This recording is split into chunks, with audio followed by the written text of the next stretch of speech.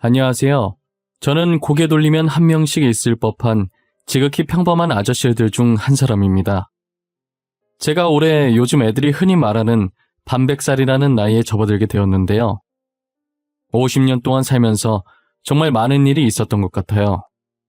저는 친구의 실수라고 해야 할지 잘못된 선택이라고 해야 할지 뭐라고 표현해야 할지 모르겠지만 친구의 어떤 행동 하나 때문에 제 인생은 완전히 뒤바뀌어 버렸어요.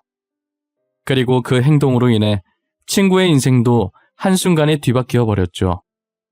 저는 그 친구 덕분에 잘 살고 있는 것 같아 아직도 감사한 마음으로 가지고 있어요. 정말 복권 1등에 당첨된 것보다 더 큰 행운을 제게 안겨주었거든요. 그 친구가 아니었다면 제가 지금 어떻게 살고 있을지 상상이 안 가요. 제 친구가 도대체 어떤 선택을 했고 그로 인해 제 인생과 친구 인생이 어떻게 바뀌게 됐는지 지금부터 여러분들께 들려드리려고 합니다. 저는 살아오면서 늘 제 삶이 불행하다고만 생각했었어요. 부모를 선택해서 태어날 수 있는 것도 아니었고 연애도 제가 원해서 했던 게 아니었거든요. 제가 5살 때쯤 부모한테 버림받고 줄곧 할머니 품에서 자랐었어요. 부모님께서는 돈이 없어서 어쩔 수 없이 저를 할머니께 맡기고 돈 벌러 타지로 떠났다고 했지만 아직까지 연락도 없고 돌아오지 않는 걸 보면 버린 거나 마찬가지인 거죠. 보통 가난하면 친구들한테 놀림받고 왕따 당하기 일쑤였지만 다른 애들과 저는 달랐어요. 제가 제 외모에 대해 직접 언급하긴 민망하고 쑥스럽지만 나름 잘생긴 편이었거든요. 게다가 내성적이어서 조용했는데 그것도 시크하다고 치켜 올려주는 거예요. 그래서 늘 남자애들, 여자애들 구분할 거 없이 모두한테 인기가 많았었어요. 잘난 얼굴 덕분에 가난해도 놀림받지 않고 친구들이 알아서 따라오니까 저는 굳이 노력하지 않아도 편하게 학교 생활을 할 수 있었죠. 그러다 고등학생 때 누구나 한 명씩 있을 법한 첫사랑이라는 존재가 제게도 생기게 되었죠. 그 여자아이는 어느 누가 봐도 이쁘다라는 감탄사가 나올 정도로 너무 이뻤어요. 거기다 저와 다르게 당차고 활발해서 반대의 매력에 빠졌던 것 같아요. 그 아이도 이쁘장하게 생겼고 성격까지 좋으니 저처럼 인기가 많았어요.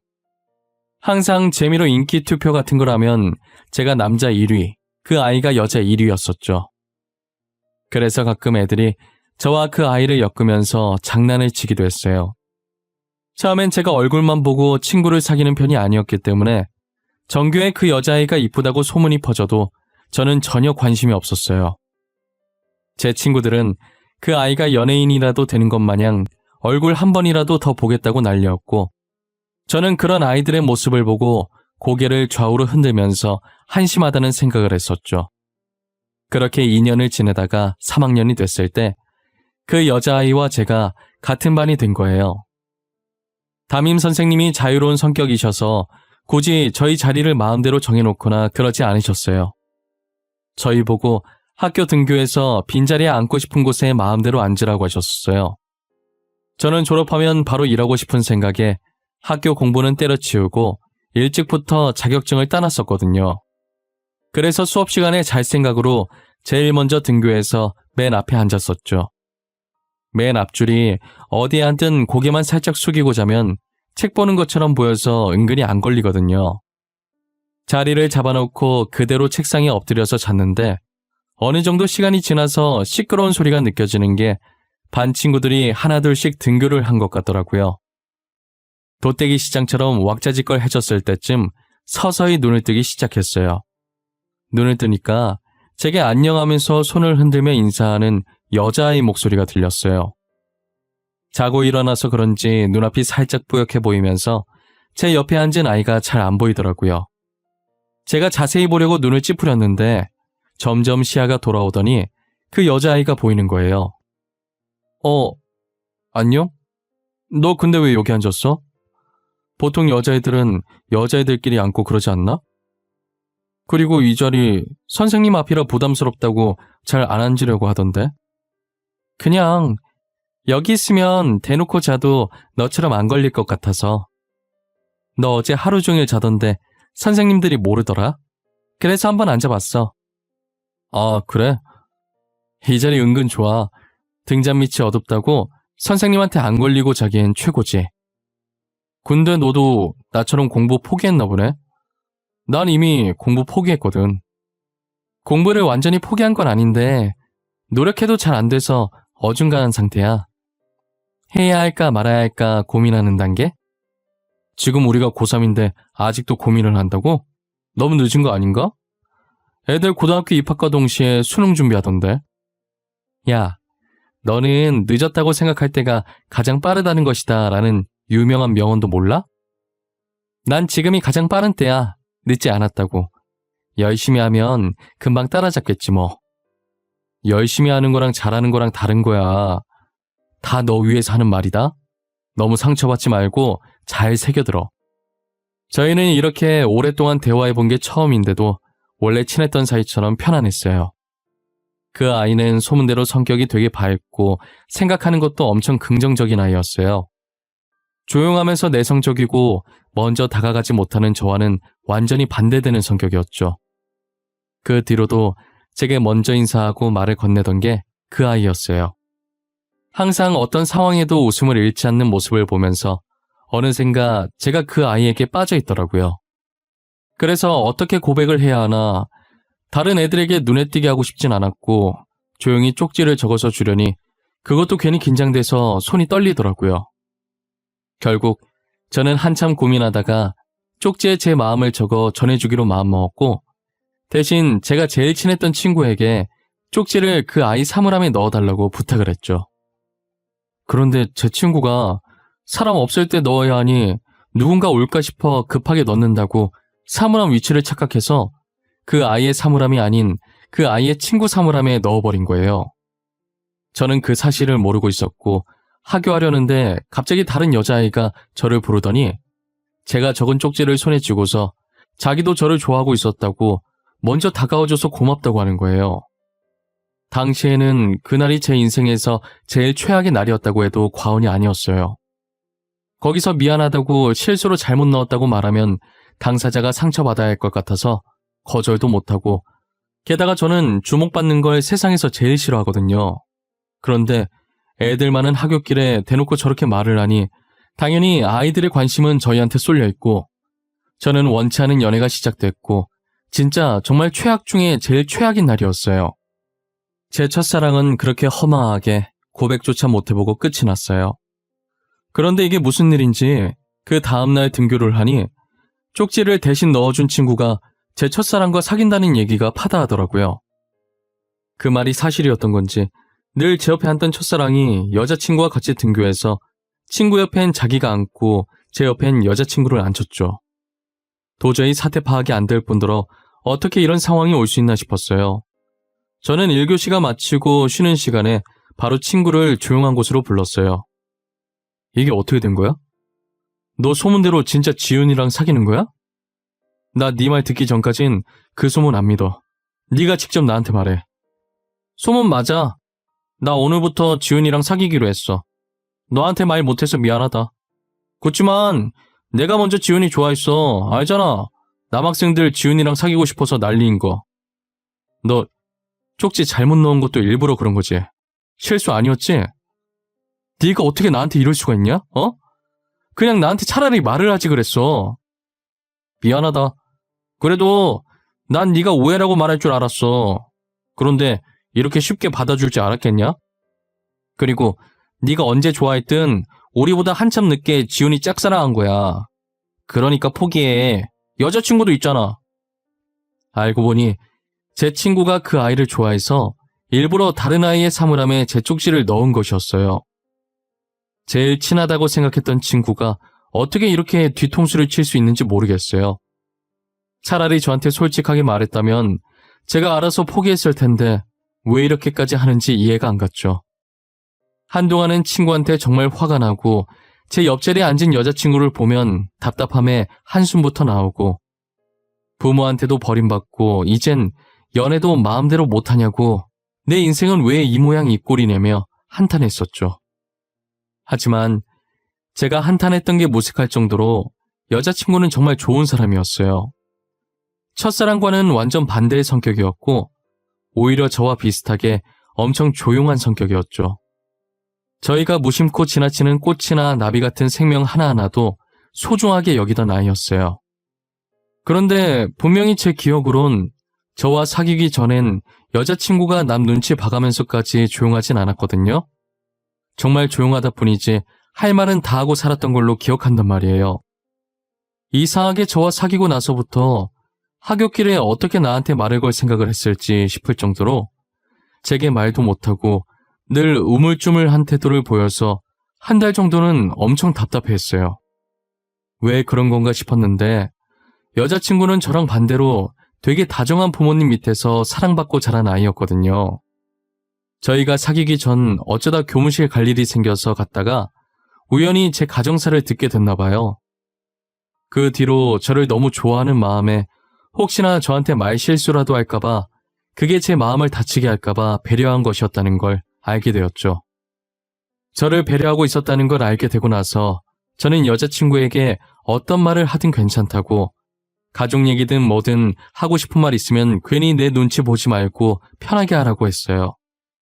그 뒤로 여자친구는 전보다는 말도 잘하고 장난도 어느 정도 치기 시작하더라고요. 아직도 가끔 본인 가족 얘기를 할 때는 조심스러운데 이젠 그런 조심스러운 모습도 사랑스럽게 보였어요. 한편으론 눈치 안 봐도 되는데 괜히 제가 눈치 보게 만든 것 같아서 미안하기도 했죠. 저는 졸업할 때까지 여자친구와 별탈 없이 잘 만나고 졸업 후 바로 취업해서 어느 정도 자리 잡았을 때 이른 나이에 결혼까지 하게 되었어요. 나름 이름 있는 회사에 들어가기 위해 그 회사와 관련 자격증은 미리 학생 때 다 따놨었어요. 원래라면 고졸은 갈 수 없는 회사지만 1년에 딱 한 번 고졸 채용이 있어서 지원했는데 제가 가지고 있는 자격증들 덕분에 바로 합격할 수 있었죠. 아내는 결혼을 했어도 고등학생 때 그 모습 그대로였어요. 늘 저를 먼저 위해주고 결혼 전 할머니께서 세상을 떠나셨을 때도 옆에서 같이 슬퍼해주고 이제 남은 가족이 없는 제게 유일한 가족이자 제 편이 되어준 사람이죠. 제가 몇 년 동안 잘 다니던 회사를 갑자기 그만두고 나와서 사업을 하겠다고 했을 때도 싫은 소리 한 번 안 하고 자기도 일하고 있으니 도와주겠다고 제 앞길을 응원해줬어요. 지금 생각해보면 무슨 배짱으로 그랬는지 아내에게 참 미안해요. 저는 처음에 회사 나와서 그동안 모아둔 돈과 퇴직금으로 옷사업을 했었어요. 초반엔 매출이 좀 있나 싶었는데 오픈빨이 빠지니 금세 적자가 나버리더라고요. 이대로 계속 미련 못 버리면 빚덩이에 앉겠다 싶어서 제가 투자했던 돈이 다 떨어져 갈 때쯤 손을 뗐어요. 가게를 팔고 집으로 돌아왔는데 현관에 있던 거울 속 제 모습이 그렇게 한심해 보일 수가 없었어요. 뭘 믿고 회사를 박차고 나왔나 후회도 했고 아내를 볼 면목이 없었어요. 다시 가난했던 그때로 돌아가 버리는 게 아닐까 걱정도 많이 했어요. 제가 사지 멀쩡한데 아내가 벌어온 돈으로만 살 수는 없는 노릇이었죠. 뭐라도 해보려고 발버둥 치는데 아내가 대뜸 사업을 한 번만 더 해보자고 하는 거예요. 옷사업이 망한 지 얼마 지나지도 않았는데 그게 무슨 뚱딴지 같은 소리인가 했어요. 사업을 또 하자고? 여보, 나 망한 지 한 달도 안 됐어. 그런데 그걸 또 하라는 말이야? 그러다 우리 집까지 날려먹으면 어쩌려고 그래. 여보, 이번엔 진짜 잘 될 거야. 느낌이 좋아. 나 믿고 한 번만 더 해보자. 당신 먹는 거 좋아하잖아. 우리 치킨 사업하자. 어때? 치킨 사업? 지금 널리고 널린 게 치킨인데 무슨 치킨 사업을 하자는 거야. 흔한 건 사람들이 관심 안 가져주는 거 몰라? 그렇긴 한데 전에 당신이 내 생일에 직접 치킨 만들어줬었잖아. 그거 진짜 맛있었거든. 그걸 메인으로 잡고 시작해보는 것도 나쁘지 않을 것 같은데. 제가 결혼하고 얼마 안 됐을 때 아내 생일에 치킨을 만들어준 적이 한 번 있었어요. 어렸을 때 제가 치킨 먹고 싶어 할 때마다 비싸다고 할머니께서 직접 만들어주셨었거든요. 언젠간 할머니께서 제 곁을 떠나고 안 계시면 만들어 먹으려고 레시피를 받아둔 게 있었어요. 그걸 보면서 아내한테 해줬는데 시중에 파는 것보다 맛있다면서 너무 잘 먹는 거예요. 저는 제가 해준 거라 맛없어도 맛있게 먹어준 줄 알았는데 그걸로 사업까지 하자고 할 줄은 몰랐어요. 할머니께서 당시 저한테 알려주신 치킨 레시피가 3개 정도 되는데 만약 사업을 시작하면 하나를 먼저 내보고 성공하면 나머지 2개도 하나씩 풀어야겠다는 생각을 했어요. 아내는 자신이 먼저 해보자고 한 거니까 자기가 사업비 주겠다고 그동안 아내가 악착같이 모은 돈이 들어있는 통장 2개를 제게 내미는 거예요. 제가 망설이고 있자 아내가 제 손을 가져가더니 제 손바닥 위에 통장들을 올려놓더라고요. 나한테 미안해서 돈 못 받는 거지? 그럴 필요 없어. 당신은 무조건 잘할 거야. 내가 장담할 수 있어. 그러니까 나 믿고 시작해. 당신은 두렵지 않아? 만약에 망하면 이 돈은 다 날아가는 거잖아. 당신이 그동안 어떻게 모은 돈인데. 해보지도 않고 왜 망할 거라는 생각부터 하는 거야? 저번에 사업 망한 것 때문에 그래? 사업이라는 게 원래 한 번에 되는 게 아니야. 그래도 겁이 나. 망했던 적이 있으니까 더 겁이 나. 처음 옷 사업했을 땐 전적이 없으니까 자신감이 넘쳤는데 지금은 아니야. 겁먹지 마. 내가 옆에서 이렇게 응원하잖아. 당신 잘할 수 있어. 확실해. 이번엔 꼭 성공할 수 있어. 분명 잘할 수 있을 거라고 자기만 믿고 해보라며 아내는 처음으로 단호하게 자신의 의견을 내보였어요. 아내가 제게 준 돈은 어릴 때 받은 용돈부터 지금까지 일하면서 모아온 자신의 전 재산이었어요. 그 돈이 어떤 돈인지 누구보다도 잘 알고 있었기에 더 망설여진 것이었지만 결국은 아내의 뜻대로 다시 한번 도전해보자는 마음을 먹었어요. 정말 운 좋게도 사람들이 많이 다니고 위치도 좋은 곳에 싼 값으로 임대가 나온 거예요. 저희는 더 생각해볼 것도 없이 바로 계약을 하기로 했어요. 저는 할머니 레시피 하나만 가지고 무작정 사업에 뛰어들었어요. 어떤 일이든 첫 술에 배부를 순 없는 것이니 초반 매출은 살짝 저조하긴 했죠. 그래도 사람들이 많이 다니니 재료값 정도는 벌었고 적자가 나는 수준은 아니었어요. 기본적인 메뉴들은 잘 팔리는데 할머니 표 치킨은 다들 선뜻 도전하지 못하더라고요. 아무래도 먹어본 적 없는 치킨이니 돈 내고 도전하기가 쉽진 않겠죠. 그래서 자주 오시는 분께 한번 시식이라도 해보라고 조금씩 드려봤어요. 처음엔 친구들끼리 서로 먼저 먹어보라고 떠밀었어요. 그러다가 동시에 먹어보기로 합의하고 포크로 찍어서 같이 먹더라고요. 인상 찡그리면서 치킨을 넣더니 몇 번 씹어보곤 표정이 풀리는 거예요. 저는 그 순간이 예전 회사에 입사할 당시 합격 통지를 기다리는 것보다 더 떨렸어요. 혹여나 맛없다고 하면 어쩌나 속으로 얼마나 조마조마했는지 몰라요. 손님은 뭘로 만든 거냐고 처음 먹어보는 맛인데 맛있어서 깜짝 놀랐다고 하는 거예요. 그 소리에 다른 테이블에서 한참 메뉴 고르고 있던 손님이 호기심에 할머니표 치킨을 주문했죠. 그렇게 하나둘씩 할머니표 치킨을 먹어보곤 입소문이 타서 이젠 줄 서서 기다릴 정도로 장사가 잘 됐어요.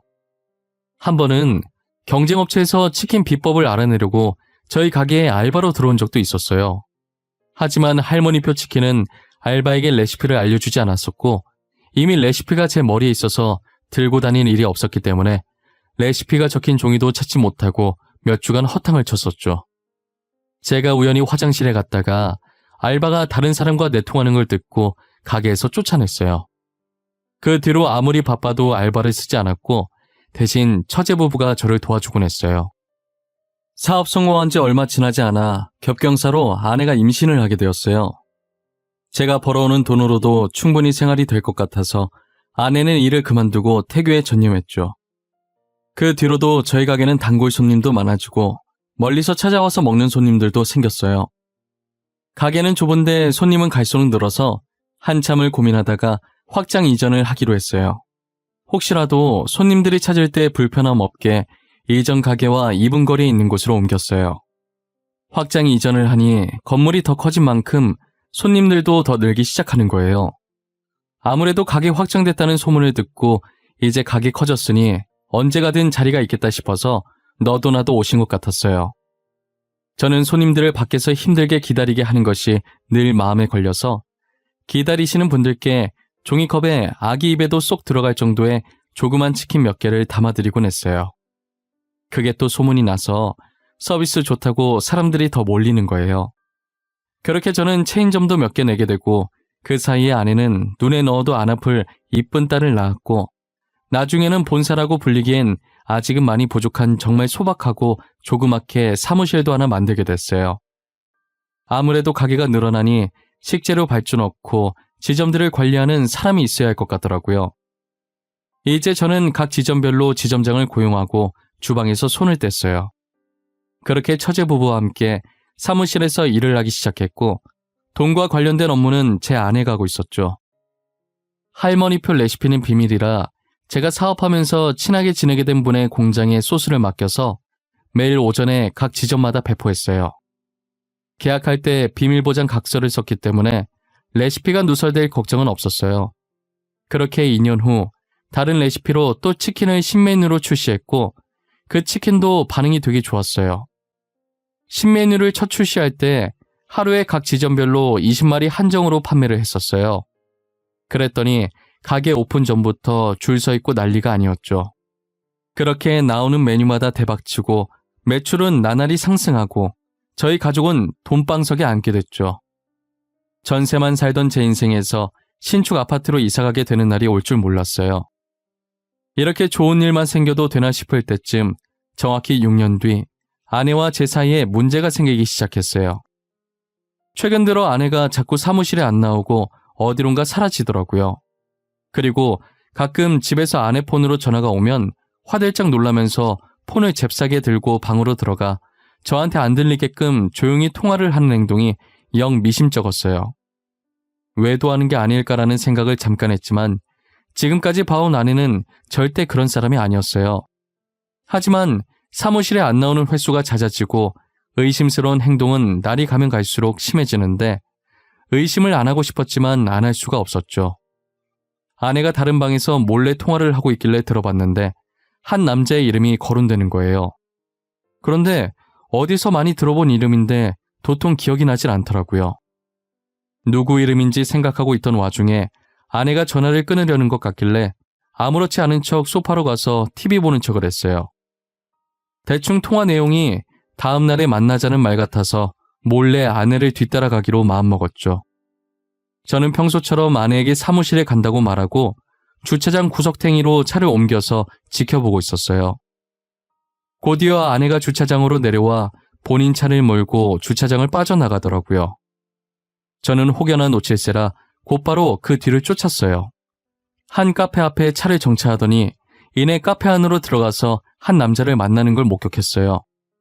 위치가 비스듬해서 남자 얼굴은 잘 보이지 않았고 아내의 얼굴만 정면으로 보였어요. 아내는 남자를 보자마자 울었는지 그 남자가 아내 눈물을 닦아주더라고요. 그리고 아내 어깨를 토닥이는데 저는 그 장면을 휴대폰으로 담기 시작했어요. 그 둘 사이에 어떤 절절한 사연이 있는지는 모르겠지만 꽤나 다정해 보이는 모습에 화가 났어요. 돈이 많아지니 이제 나보다 더 잘난 다른 남자가 눈에 들어오는 건가 싶고 저 남자랑은 얼마나 만났고 얼마나 사랑하는 건지 오만 가지 생각이 다 들더라고요. 혹시나 집에 다른 증거들이 있을까 싶어서 그들이 일어나기 전에 제가 먼저 집으로 차를 돌렸어요. 아내의 옷장부터 침대 옆 협탁 서랍 그리고 아내 화장대 서랍을 뒤졌죠. 아내 화장대 서랍 마지막 칸을 여는데 이상한 서류 봉투가 있더라고요. 제가 그 봉투 안에 있던 종이를 꺼낸과 동시에 현관문 비밀번호를 입력하는 소리가 들리는 거예요. 아내가 들어오기 전에 빠르게 종이로 훑어보는데 유전자 검사 결과지더라고요. 설마 딸이 내 친딸이 아닌가 싶어서 검사 대상자의 이름을 봤는데 아내의 통화 속 그 남자 이름과 제 이름이 나란히 있었어요.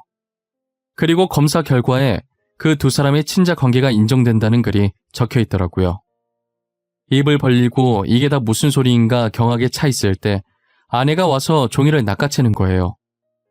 저는 입 벌린 그대로 천천히 고개를 돌려 아내를 쳐다봤어요.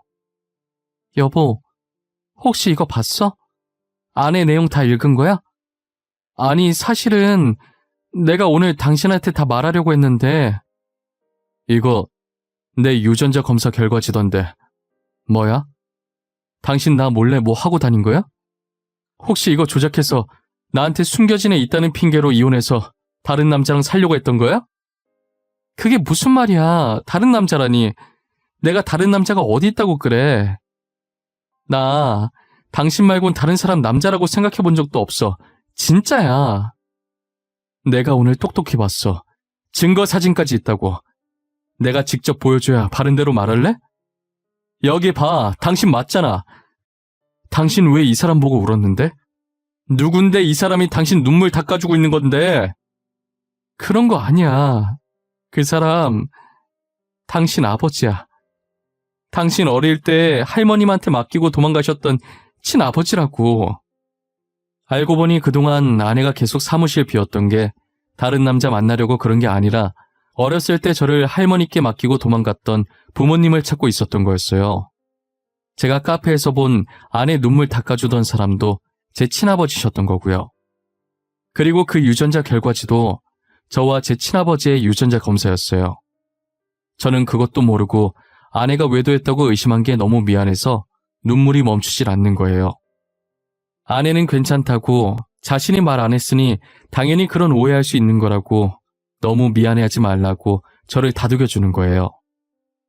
제가 항상 처가댁에 가면 아내와 장인, 장모님의 사이좋은 모습에 티는 안 내도 내심 부러워했었거든요. 제 곁엔 아내밖에 없지만 아내는 제가 없어도 든든한 부모님이 옆에 계시니까요. 근데 그걸 아내가 눈치채고 있었는지 안쓰러운 마음에 제 부모님을 찾아주고 싶었다더라고요. 그리고 운명이라는 게 진짜 있는 건지 제가 아버지 이름을 처음 듣고 익숙하다고 했었잖아요. 왜 익숙한가 했더니 아버지께서 저희 회사랑 협업하고 있는 공장 대표셨어요. 저랑 직접 만나서 계약까지 했는데 세월이 많이 흘러서 서로 못 알아보고 있었던 거죠. 저는 5살 때 할머니한테 맡겨졌으니 당연히 기억을 못했고 아버지께서는 오랫동안 저를 못 봤으니 제 어릴 때 얼굴을 기억을 못하고 계셨던 거예요. 이름만 기억하고 계셨는데 저랑 계약하면서 자신의 아들 이름이랑 똑같다는 생각을 잠깐 하셨었대요. 그래서 제 이름을 보고 이제라도 아들을 찾아봐야겠다는 생각이 드셔서 유전자 등록을 해놨는데 최근에 아내가 제 유전자를 등록하면서 유전자가 일치하다는 연락을 받고 만나게 된 것이죠. 아버지께서는 더 빨리 찾았어야 했는데 너무 늦게 찾아서 미안하다며 눈물을 보이셨어요. 저는 이제라도 다시 만났으니 괜찮다고 하면서 아버지를 달래다가 같이 울어버렸네요. 아내도 제 뒤에서 저희 모습을 보고 조용히 눈물을 훔치고 있었어요.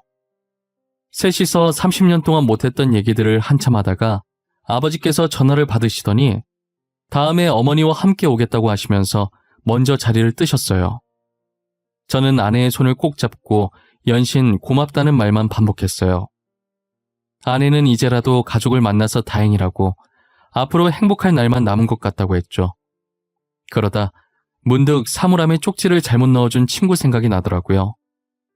여보, 나는 요즘 당신이랑 결혼해서 참 다행이라는 생각을 해. 사실 당신 사물함에 넣었던 쪽지 말이야. 다른 애한테 넣으려던 거 친구가 당신 사물함에 넣은 거거든. 아, 거기에 또 숨은 비밀이 하나 있지. 아마 당신이 알면 놀랄걸? 그거 서기훈이랑 나랑 짜고 친 거야. 걔가 지훈이 좋아했고 내가 당신 좋아했거든. 뭐? 둘이서 짜고 친 거라고? 아니, 어떻게? 이게 뭔 말이야? 나한테 자세히 말해봐봐. 당신이 서기훈한테 먼저 쪽지 주고 사람 없을 때 넣겠다고 2시간 뒤에 넣었잖아. 그래서 내가 몰래 서기훈한테 그 쪽지 나한테 넣으라고 했어. 지훈이랑 잘 되게 해주겠다고 하면서. 알고 보니 고등학생 때 쪽지 사건의 전말이 친구와 아내가 짜고 친 고스톱이었어요. 친구는 제 첫사랑을, 아내는 저를 짝사랑하고 있었고 둘의 모종의 거래가 있었던 거죠. 그리고 그날 저녁에 바로 친구와 제 첫사랑이 이어질 수 있게 작업을 쳤던 거고요. 그런데 아내도 제가 자기랑 연애할 줄은 몰랐었대요. 쪽지 잘못 넣은 거라고 할 줄 알았는데 사귀게 되니 처음엔 꿈인 줄 알았다더라고요. 그래도 저희가 어떻게 만났든 아내를 만나게 도와준 친구에게 너무 고마웠어요. 옛날 얘기하니까 저와 아내는 그 둘의 근황도 궁금해지더라고요. 건너 근황을 알게 됐는데 둘은 저희보다 더 오래 연애했는데 연애하면서 헤어지고 다시 만나기를 반복하다가 어찌저찌 결혼까지 갔었나 봐요. 첫사랑이 이쁘고 성격이 좋아서 인기가 많다고 했었잖아요. 저는 인기가 많았어도 아내 한 명만 바라봤었는데 첫사랑은 저와 반대로 이 남자도 만났다, 저 남자도 만났다, 한마디로 얼굴값을 하고 다닌 거죠. 친구와 첫사랑 사이에 애까지 있었는데 결국 애는 친구가 키우기로 하고 이혼을 했다더라고요. 친구는 그날 제 쪽지를 아내 사물함에 넣은 것에 대해 두고두고 후회하고 있다고 해요. 이제 와서 후회해봤자 이미 일은 벌어졌고 이게 다 자업자득인 거죠. 그리고 첫사랑은 돈 많은 남자랑 재혼했다가 최근 또 이혼을 했다는 소식을 들었어요. 감히 제가 예상해보는데 그 아이는 앞으로 재혼과 이혼을 반복할 것 같다는 생각이 들어요. 언젠가는 그게 다 자기 업으로 돌아와서 부메랑 맞는 날이 오지 않을까 싶네요. 하루빨리 정신 차렸으면 하는 마음이 커요. 저는 지금 아내와 딸과 함께 너무너무 행복한 하루를 보내고 있어요. 앞으로도 저희 가족 앞에 이렇게 행복한 일만 가득했으면 좋겠어요. 여러분들 앞에도 저희처럼 행복한 날들만 가득했으면 좋겠네요. 제 긴 이야기 들어주셔서 감사합니다.